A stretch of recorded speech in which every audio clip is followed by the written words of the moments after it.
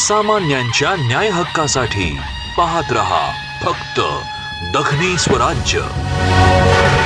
असलेल्या सर्व उपस्थित असलेल्या सर्वांना परत एकदा नम्रतेने शहाजिंदे सर यांच्यासह या संमेलनाचे उद्घाटक माननीय डॉक्टर दिगंत, या भागाचे लोकप्रतिनिधी सन्माननीय आमदार सुरेश अण्णा धस, अध्यक्ष IAS अधिकारी, मराठवाड्यातील अनेक ज्येष्ठ साहित्यिक या निमित्तानं उपस्थित आहे। स्वागत आहे। आदरणीय अनघाताई आमटे, डॉक्टर गिरीशजी कुलकर्णी यांचंही स्वागत आहे। या निमित्ताने माझे अध्यक्ष आदरणीय भारतजी सासणे साहेबांचंही स्वागत आहे आणि इतरही सर्व उपस्थितांच्या समवेतच मराठवाडा साहित्य परिषदेचे सन्माननीय अध्यक्ष कौतिकरावजी ठाले पाटील साहेब, कार्यवाह आपण उपस्थित असलेल्या सर्व मान्यवरांना विनंती करूया, आपण लगेच व्यासपीठावरती या ठिकाणी उपस्थित राहायचं। सर्व मान्यवरांना विनंती आहे, आपण कवी विठ्ठल बीडकर व्यासपीठावरती येऊन या ठिकाणी आसनस्थ व्हायचे। संमेलनात दत्तामामा बारगजे यांनाही विनंती, आपण व्यासपीठावरती यायचे। आदरणीय दत्तामामांना विनंती आहे, व्यासपीठावरती आपण उपस्थित राहायचं। मराठवाडा साहित्य संमेलन संपूर्ण होत असताना मान्यवरांच्या शुभहस्ते दीप प्रज्वलन होतंय। माय नांगरून स्वप्ने उद्याची येथली फुलतील शेते, घामा गाडील ज्ञान येथे येथून उठतील नेते, विविध क्षेत्रात नेतृत्व करण्यासाठी सिद्ध होणारी पिढी निर्माण करणं हे बाबा आमटेंचे एक मौलिक असं ध्येय होतं असं म्हणावं लागेल। यानंतर शुभेच्छापर काही मनोगत अगदी थोडक्यात या ठिकाणी व्यक्त होतील। मी आदरणीय दत्तामामा बारगजे यांना विनंती करतो, या संमेलनाच्या निमित्ताने आपण आपलं शुभेच्छापर मनोगत व्यक्त करायचं। आदरणीय दत्तामामा। संमेलनाच्या निमित्तानं मंचावर उपस्थित असलेले सर्व महंत पाहुणे, समोर बसलेले मायबाप मित्र, पत्रकार बंधू भगिनींनो, 25 वर्षापूर्वी माझी भाची आणि भाचा मी शांतीवनमध्ये घेऊन आलो होतो। मला तो काळ आठवला। एक पत्र्याचं शेड होतं दीपक काकांचं, तिथं वरण पोळ्या बनवायला सुरू होत्या, मामी वगैरे काम करत होत्या आणि चिखलात आम्ही असं चप्पल हातात घेऊन चाललो होतो। त्यावेळेस ते शांतीवन आणि आजचा 26-27 वर्षाचा प्रवास, मला खूप कौतुक वाटतंय शांतीवनचं। इथं थंडी वाजते बाहेर, एप्रिलमध्ये थंडी वाजणारं एकमेव ठिकाण आहे हे शांतीवन। पशु पक्षाचा चुचवाट आहे, भुंगे, वेगवेगळे पक्षी, फुलपाखरं साहित्यिकांना दिसलीच असतील। बाबा आमटे हे आमचे प्रेरणास्थान आहे। प्रकाश आमटे आणि आम्ही 5-5.5 वर्ष काम केलं भामरागडला। मी नोकरी करायचो, ते डॉक्टर होते आणि त्यांचा मुलगा, आम्ही त्यांना पिल्लू म्हणतो, डॉक्टर दिगंत, माझे गुरुबंधू आज ते या मंचावर उपस्थित आहेत आणि त्यांनी गझल सुद्धा गायली, ती जिवंत जगतायत। हे जे मंच आहे हे फार मोठ्या लोकांचा मंच आहे। मनोगत व्यक्त करतील, आपण त्यांना विनंती करूया। आदरणीय गिरीशजी कुलकर्णी यांना विनंती आहे। पीठावरील मान्यवर आणि उपस्थित साहित्य रसिक, अनेक मुद्द्यांची इथे चर्चा आणि उहापोह होतोय आणि अनेक मान्यवर अधिकारी व्यक्ती व्यासपीठावर आणि समोरही उपस्थित आहेत, ते त्याच्याबद्दल आपल्याशी संवाद करणार आहेत। एकूणच वेळेची मर्यादा घेऊन ज्याच्याबद्दल बोललं गेलं नाही अशा 1-2 मुद्द्यांबद्दल मी आपल्याशी फक्त संवाद करतो। का साहित्य वाचलं जात नाही किंवा का वाचलं जात नसेल, तर मला असं वाटतं की ज्या वेळेला आपल्या जगण्याचं प्रतिबिंब त्या साहित्यामध्ये पडलेलं आहे असं लोकांना वाटत नाही, तेव्हा लोक त्या साहित्याला कदाचित तितक्या आत्मीयतेनं वाचत नाही। आपण ज्या सामाजिक कार्यकर्त्यांनी पुस्तकं लिहिली, ज्यांनी समाजातल्या वेगवेगळ्या प्रश्नांबद्दल व्यापक प्रबोधन केलं, अशा अनेक पुस्तकांबद्दल आपण जाणून आहोत। मग गोदूताई परुळेकरांचं जेव्हा माणूस जागा होतो तेव्हापासून ते डॉक्टर प्रकाश आमटेंचं प्रकाश वाटापर्यंत आणि ध्यास पर्वपासून ते वादळ वाटांपर्यंत, आणि आपण आता ज्या ठिकाणी संमेलनासाठी जमलो आहोत त्या शांतीवन प्रकल्पाबद्दल दीपक काकांनी लिहिलेलं हिरवं सपान असेल किंवा अनेक इथं उपस्थित असलेले मान्यवर त्यांनी पण त्यांची आत्मकथनं लिहिली आहेत। आमच्या दत्ता मामांनी त्यांची फकीरी लिहिली आहे, अनेक जण लिहित आहेत, अनेक जणांचं प्रसिद्ध होते आणि या पुस्तकांना लोक आवर्जून वाचतात, कारण कुठेतरी समाजातलं जे आत्तापर्यंत माहिती नसलेलं दुःख आहे ते त्याच्यामधून परिचित होतं, ते त्यामधून समजतं किंवा आपल्या जगण्याचं प्रतिबिंब लोक त्या लिखाणामध्ये पाहतात। आजचं जे सामाजिक वास्तव आहे ते सामाजिक वास्तव व्यक्त करण्यासाठी साहित्यिक किंवा लेखक कवी काय प्रयत्न करतात, हा एक आपण सर्वांनी विचार करावा असा मुद्दा आहे.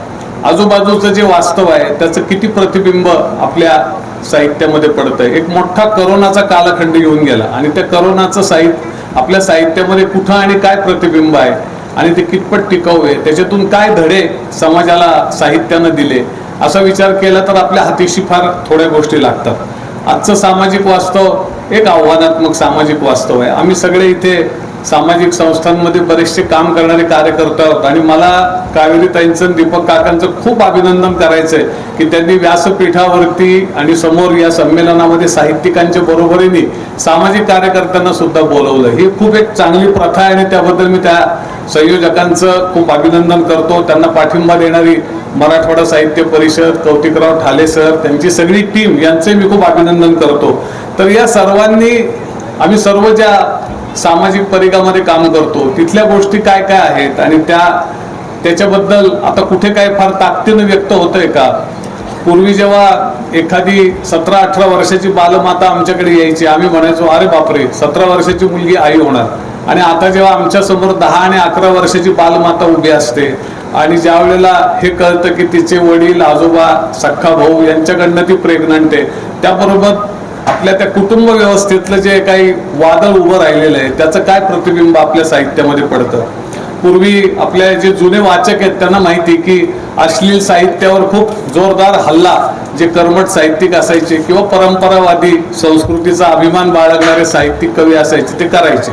आणि मग एक पुस्तक होतं वासू नका, भाऊ पाध्याने लिहिलेलं, आणि ते फारच असभ्य आणि अश्लील समजलं जायचं. मधल्या काळामध्ये पिवळी पुस्तकं असायची, त्याच्यात काही अश्लील वर्णनं असायची. आता हे सगळं केराच्या टोपलीत गेलंय. आणि आता काय झालंय तर एक डॉक्युमेंटरी बनवली जाते. आमच्या स्वाती भटकळ आणि सगळी टीम एक डॉक्युमेंटरी बनवते. विषय आहे की पोर्नोग्राफी.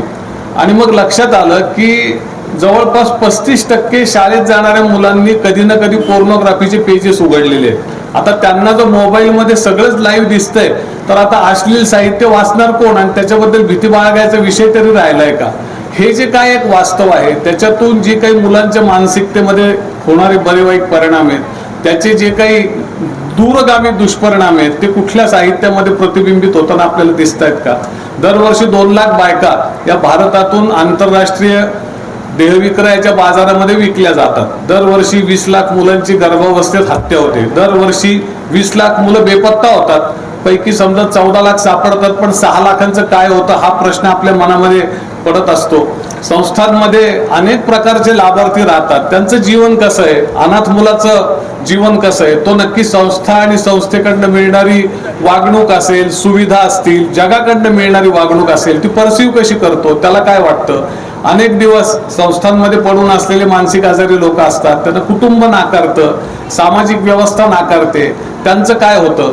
वर्षानुवर्ष देह व्यापारामध्ये काढलेल्या बाईला आता तू 40 वर्षाची झाली, आता तुला गिराईक मिळत नाही, आता तू कुठेही जा असं म्हणून कुंटण खाण्यातून हाकलून दिल्यावर तिच्यावरती काय त्याचा परिणाम होत असतो. ती जेव्हा फिरते रस्त्याने आणि ज्या वेळेला तिला वारंवार प्रेग्नंट केलं जातं, तिची भावनिकता, मानसिकता कुठल्या स्तराला जाते. समाज व्यवस्थेमध्ये फिरताना आपण पाहतो एक असंवेदनशीलता, भ्रष्टाचार, काम प्रामाणिकपणे न करण्याची भावना आपल्याला सगळीकडे या व्यवस्थेमध्ये दिसते. त्याचा सामान्य माणसाच्यावर काय परिणाम होतो आणि सामान्य माणूस त्या सगळ्या गोष्टींना कसं त्याकडे प्रतिबिंब ज्या वेळेला साहित्यामध्ये पडायला लागेल ना त्यावेळेला जगण्यासाठी आवश्यक असणारं मूलद्रव्य आणि प्रेरणा या साहित्यामधून आणि सगळ्या कविता, कथा, साहित्य, वृत्तपत्रीय लेखन या सगळ्यामधनं मिळेल. आणि मला वाटतं की साहित्याकडे पुन्हा एकदा लोक आकर्षित होतील, कारण नवा विचार देण्याचं, नव्या प्रेरणा देण्याचं सामर्थ्य हे साहित्यामध्ये आहे. आणि या संदर्भात 2 गोष्टी सांगतो आणि थांबतो. सध्याचं महाराष्ट्रातलं, मराठवाड्यातलं सामाजिक वास्तव काय तर मस्साजोगच्या संतोष देशमुखची हत्या झाली आणि सगळं सामाजिक वातावरण महाराष्ट्राचं ढवळून निघालं. मध्यंतरी मनोज जरांगे पाटलांचं एक आंदोलन सुरू झालं. सगळ्या महाराष्ट्रामध्ये त्याच्या वेगवेगळ्या गटात वेगवेगळ्या सामाजिक प्रतिक्रिया उमटल्या. आणि मग आम्ही बरेच कामं करतो, पण त्याच्याबरोबर आमचं एक महत्वाचं काम असतं ते म्हणजे सद्भावनेची प्रस्थापना. समाजामध्ये एकोपा राहायला पाहिजे. आणि मग समाजामध्ये एकोपा राहायला पाहिजे म्हणून आम्ही 11 सद्भावना सायकल यात्रा काढल्या. त्यातल्या 2 भारत बांगलादेश होत्या. म्हणजे नगरपासून बांगलादेशच्या नोआखालीपर्यंत 150 पोरं सायकलवर 56 दिवस सायकल चालवत होते आणि ते लॉजमध्ये राहिले नाही, त्यांनी हॉटेलात खाल्लं नाही, जे लोकांनी दिलं ते खाल्लं आणि मंदिर मस्जिद गुरुद्वारा जिथं मिळेल तिथं ती झोपले. पण आम्हाला असं वाटलं की आता खूप महत्वाचं आहे आणि म्हणून आम्ही मागच्या वर्षी एक सद्भावना सायकल यात्रा जी काढली ती आम्ही मराठवाड्यातल्या 8 जिल्ह्यांमधनं काढली. कारण आमच्या असं लक्षात आलं की एक सामाजिक दुभंग निर्माण झालेला आहे. गावागावामध्ये लोक एकमेकांबद्दल संशयग्रस्त झालेत.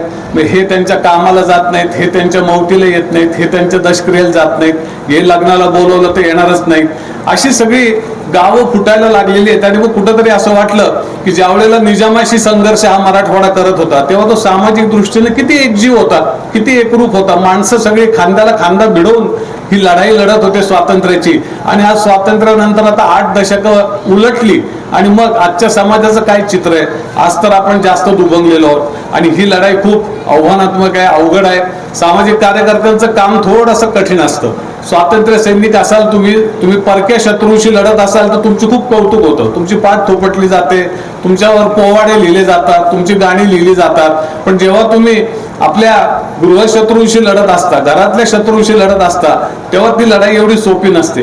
जेव्हा तुम्ही एखाद्या गावात जाऊन बालविवाह थांबवता आणि प्रत्येक हल्ली काय की घटनेला काय संमत आहे किंवा कायद्याला काय मान्य आहे यापेक्षा करते लोक हे त्यांचा पुढच्या निवडणुकीसाठी मतदान कशाने जास्त मिळणार आहे असा विचार करतात. आणि म्हणून करते लोक ज्यांच्यावर ते संविधानाच्या रक्षणाची जबाबदारी असते तेच मध्यस्थी करून सांगत असतात मिटून घ्या, मिटून घ्या, मिटून घ्या.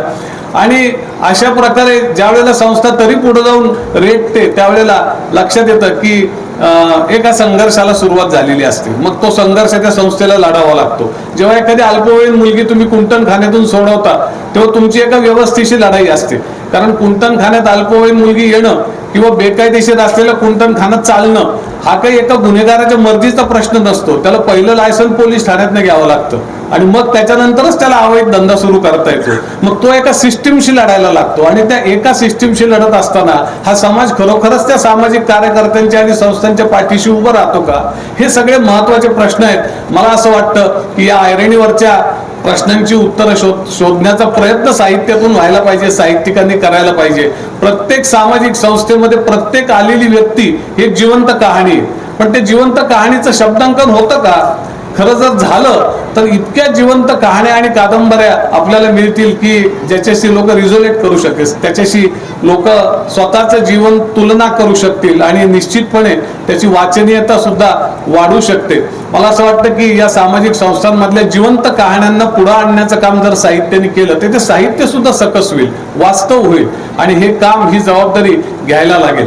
जर मुलं पुस्तकं वाचणार नसतील, कथा वाचणार नसतील तर आपण काय करू शकतो? मला वाटतं स्टोरी टेलिंग फार महत्वाचा मुद्दा असतो. तुम्ही कुठेही जा, संस्थेत जा, गावात जा, कट्ट्यावर जा, पोरं खेळतायत तिथं जा आणि भूताची गोष्ट सांगा, पोरं लगेच ऐकायला येतात.